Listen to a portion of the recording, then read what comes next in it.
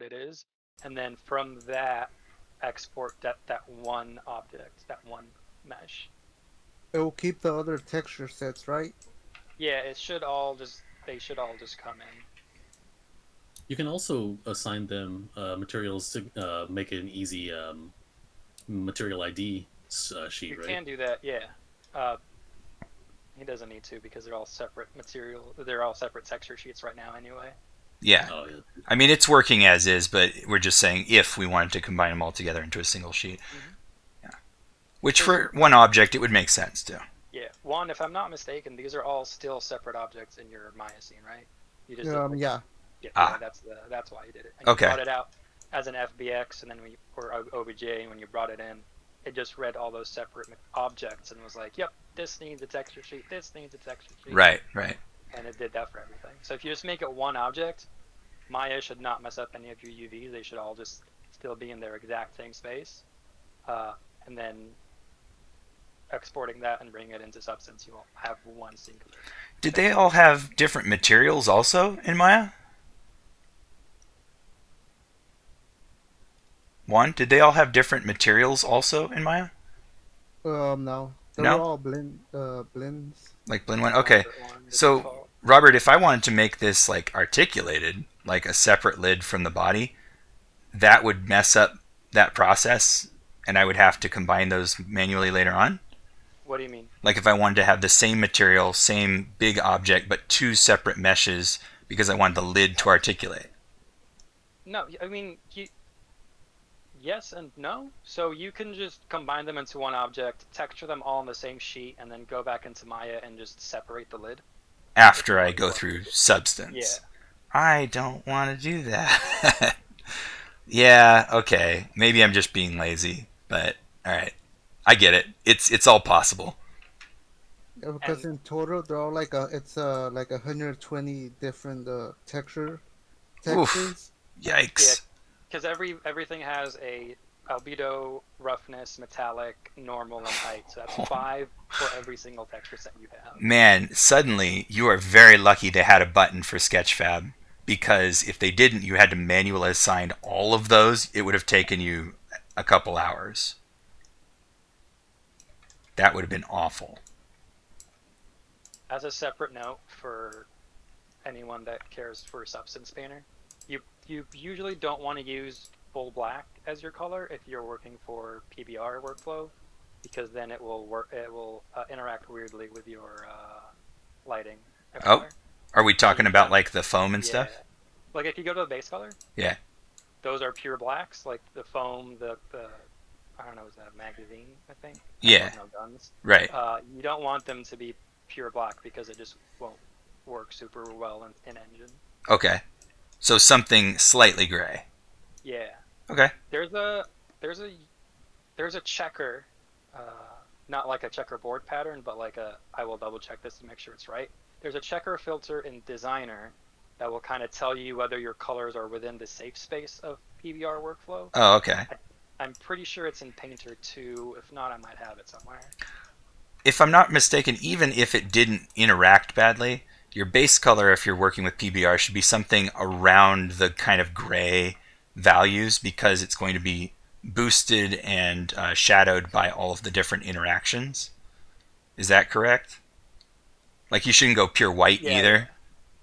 Yeah, you shouldn't go pure white and Yeah, you shouldn't go pure black. I think it's something like somewhere in the middle. your blacks are more dangerous than your whites, though. Okay. I don't want to say dangerous, but like they can cause more problems than having a pure white. Okay. I've just seen a few different times when I've seen PBR workflow. Base colors usually seem to be very gray compared to what I'm used to, and then all of the other channels take care of the rest of the nice appearance. I do have the filter. So I'm just gonna put them both into this Discord channel. Okay. Hopefully, they're small enough that it'll post. Awesome. What it basically does is just it makes your map. It's a filter that goes on top layer, Mm-hmm. and you tell it if you're checking your color or your metalness or your roughness, Yeah. and just go greens, the red, and oranges, and you just want everything to be green. Cool. So just a way to verify. Yes. Great. Thank you. All right, one. Any questions or concerns other than that? Seems pretty good. Is there anything I could have done better with the texturing? Well, you're going for an Overwatch kind of look, and so that's going to be somewhat subjective. Like we'd have to look at a bunch of Overwatch pictures to figure that out. But ultimately, it's a little bit up to you. Like, do you feel that you succeeded or failed in some place that you could identify to us and we could kind of give you feedback on? Like, the technical stuff seems to have been quite a hurdle, and to have gotten this far with it is really good.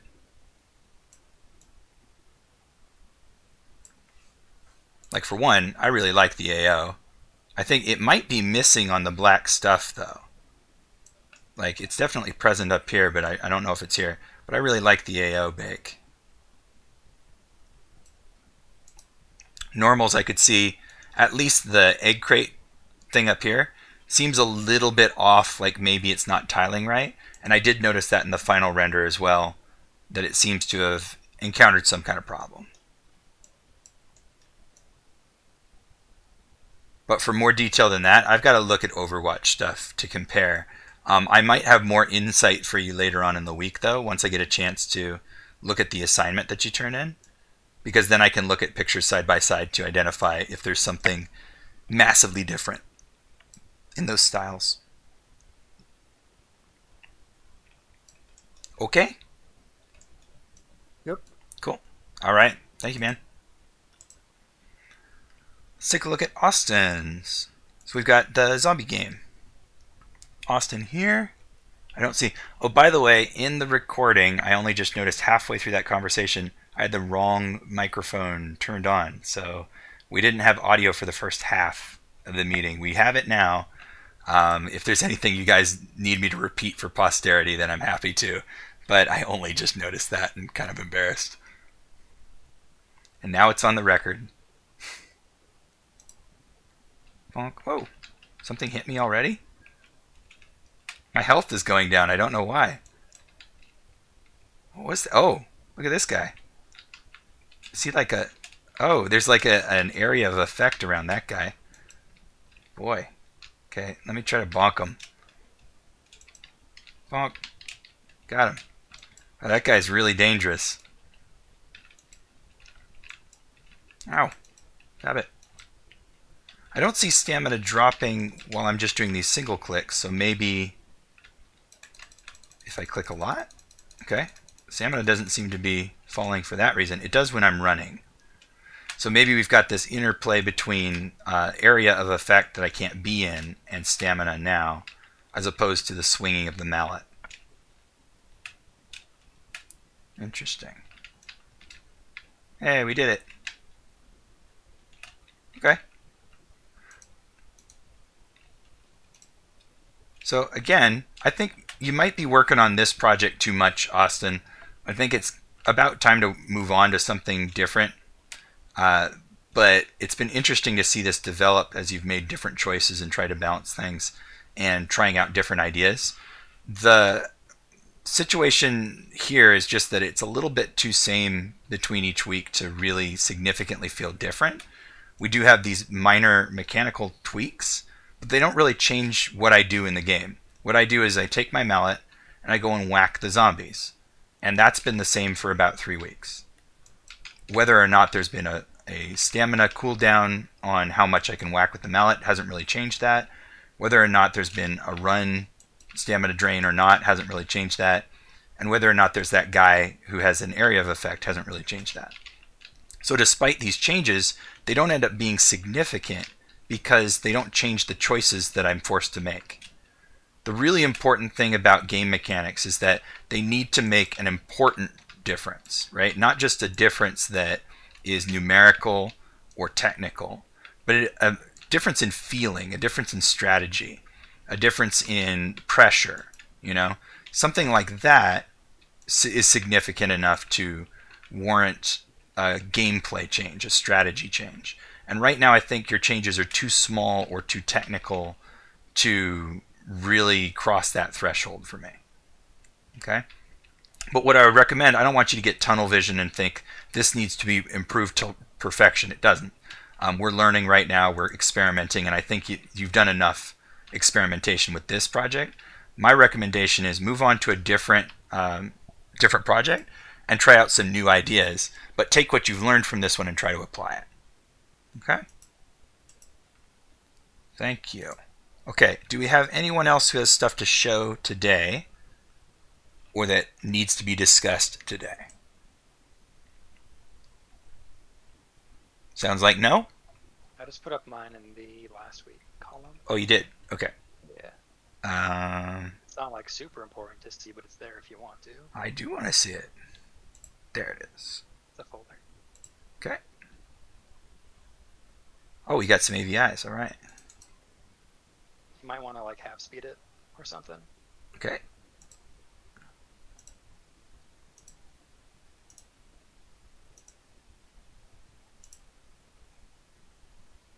I see.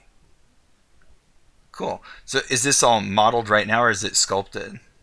It is all modeled right now. I'm not going to do Nice. any sculpting on this one. Okay. It's just going to be. Okay. It's going to be designer unless I'm having a hard time with designer. Then I'll go into ZBrush and sculpt it and do it in Painter. Okay. What are the other... They're just different. Oh, That's like... just the checkerboard, and then the other one's the wireframe. Okay. Nice. So why are the buckets flying? I don't have rope in there yet. Okay. It has a rope and like a little pulley system in the middle. There are like a couple assets that are missing from the modeling right now. All right. They're basically just like cubes and stuff. So I didn't. I mean, it looks decent to me, especially once you said that it's not sculpture, it's modeling. That looks like real decent modeling. It looks like a good platform to do some sculpture on, especially on these flat sections for like decoration. If you chose to do that, I think it would be great. You don't have to do it around the complex areas, that's for sure. But there is the potential. Cool, man. How do you think you did? It was really easy. I think that the hardest part was those squigglies Yeah. on the thing. Yeah. It was just like it was more of a looking at this is hard, but once I finished it, damn, that was easy. Yeah. Corinthian column toppers, I think. Yeah, whatever their name is. Oh, I see, yeah. I mean, I would love to see all this weathering and fine detail and stuff. It looks really cool. And I know that if you brought it into sculpture, you could. If it's a case that you don't want to mess around with this one anymore and you just want to move on, I get that. But it is a cool potential project. I'm definitely going to do the lion heads sculpted, and then I'm going to Nice. either retopologize it with ZBrush's automatic thing or decimate it in ZBrush. Okay. But I'm not sure if I want to, because if I do it in Designer, I don't think I'm going to be able to get as much detail throughout the entire thing, because it's basically it would just be a trim sheet for everything. Yeah. So it won't be as uniquely detailed everywhere. Right. If I do it in ZBrush, I can just fine-tune everything, and it is no problem at all. Yeah. I sort of imagine that it would have to be ZBrush. I mean, you could add a layer of like the stone, like the fine grain stuff. I suppose you could do in Designer, but the big forms that would have to be sculpted. Yeah, because looking at what is currently here, like the trim sheet would basically be a bunch of rock and a couple strips of detail for where those big flat sections are in the middle Yeah. of the thing, and then right on top where those little half circles are. Yeah. So it's not like, I don't think the trim sheet for this is quite as intensive as I expected it to be when I was like, I'll do this one next. Yeah. I suppose it wouldn't be. Now that I'm looking at it, there's little bits where there's green moss on rock, but it's shared in a couple of places, like the crevices between these flagstones. You could even double it up in the middle of the column so long as there was a normal on top of it. Maybe even up here. So, yeah. I mean, it'd be interesting. But definitely a lot of custom sculpting stuff going on instead of all trim sheet. Which isn't difficult. No. A little harder is getting all the ivy and ropes and stuff in. The ivy. Oh, you cut out just then. Oh. Do you know what you would do for that? I think you probably could figure it out. The ivy, I was going to use Mash for it. Oh, okay. Yeah, I've never used Mesh before. That would be cool to see how that comes out. Basically, just model maybe like 4 or 5 cut out plain cut out alpha cards for the leaves, Mm-hmm. and then have those 5 different leaves deformed in different ways, and then just populated throughout with mash. Okay. Well, that sounds like a good experiment, at least to learn that system, if you haven't already. I have not. Yeah. What a good excuse, you know? Although I think the grass I might just do. Well, with how few grass is there, would you do alpha cards with that, or would you just do here's a blade of grass that is modeled out? It depends on your goal. Like, if you're just trying to make it as beautiful as possible, I might even just model an ivy leaf, you know, because it's practically flat anyway. And it's not going to be many more polys to just do one little decoration of that, just to make it really pretty. But realistically, ivy leaves, yeah, alpha cards. Grass, I think, how close up do you want people to get? I mean, it's right next to the lion faces. If they were really good, you might model a few blades of grass. You're right. Yeah, because I was expecting this to just be like this angle and then a turntable and Yeah. maybe some close-ups. Yeah. But I But- think if I did the grass and the ivy as not alpha cards, Yeah. close-ups would be much more interesting. You get nice bending blades. They can cross over. They can kind of interact with shadow a little bit better. And if you're going to put it in a sketch fab so that people can fly their face right up to it, it'll pay off. I mean, you only got to do one tuft of it and duplicate it around and scale it, and that's it. Yeah, that's not too bad. Yeah. All right. All right. I mean, I want you to finish this because this looks really cool. Now I'm thinking about it more. Nice. I think you have pushed me over the edge to just sculpt on top of it. Yay! All right. So I think I'll push back a couple of the deadlines that I told you, Okay. because I think through sculpting, because if I'm gonna sculpt it, I'm gonna want to put in those like bigger chips in the columns that, Mhm. that are in there. Yeah. So it's probably going to be some sculpting and then fixing the model to fit the sculpt. Personally, I would make like a brand new version first and then do all the chip scrapes and pockmarks because it would just be Oh, yeah. fun at that point. Yeah, that's how I would do it. It would just Yeah. be, all right, this is all perfectly clean, Yeah. and then I would add the wood boring and then the chips and then some roughness and what have you. Now, the really cool thing is if you do a very good job on the clean one, you can have them side by side before and after and get a little bonus out of that. Oh yeah. Yeah. Now you're in trouble. Now you got lots of things to do. All right, cool. I'm looking forward to Okay, it. we have what is it? We have spring break next week, so hopefully That's true. my Yeah. other 4 classes aren't going to kill me. Is that 12th? 12th through 18th is the spring break. Yeah. I'm going to color that blue so that we can kind of remember that that's spring break. And I'll say what that is. I guess I'll make an announcement or something. All right, very good. Thank you. Okay, everybody. Anyone else need to show stuff or talk about something before we adjourn for today? Coming along nicely. Looking forward to seeing what everybody does. I need to catch up on the grading for the last couple weeks. I had caught up a few weeks ago, and now I'm behind again, so I need to do the last couple weeks, but I will do that. Yeah, I would like to say something Yes. before we go. Yes. So at the end of last week, I sent a link. Should I just leave it there, or do I have to fix it? This one in the sheet here? No, more all the way to the right.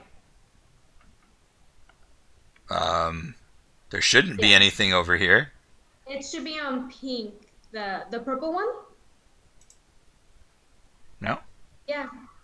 There's What nothing do there. I do with that? There's nothing here. This is just you're worried that this number says 0? Yeah. Oh, this number is supposed to How up do we change that number? the number is supposed to update automatically via my formula, but apparently the formula is not working at the moment. You have to make it update, because mine's updating, you have to make your text for the link say link. So if you look down Oh, really? if you look down where my row is, both of my Oh, yeah. I think that's just a way that I wrote this formula wrong. If I change that formula, what it's supposed to be is anything other than the letter P or the letter A. And since that's not functioning, I just got to change this. This column is really just for like bookkeeping. It means nothing. So don't worry about that. Now it looks like it worked for this one though. Oh, it's a different formula. That's why. What if I do this? Yeah, I was just concerned as to why it was still 0. There we go. Now it works. I wrote the correct formula and then never propagated it. Whoops. Classic. Yeah. So now there's 3. Or wait, that's the wrong person. Now there's 2. Oh, so this one, the reason it didn't count this is because you used the letter P. But don't worry about that number. Again, this number doesn't really mean anything. It's just there for quick bookkeeping. Okay, great. Just wanted to make sure. Yeah. All right. Thank you, guys. I will talk to you throughout the week or on Friday, our next meeting. If you have any questions or problems, be sure to send messages, and I'm on just about every day to help if you need it. Okay? Sounds good. All right, you guys. Bye-bye. See you.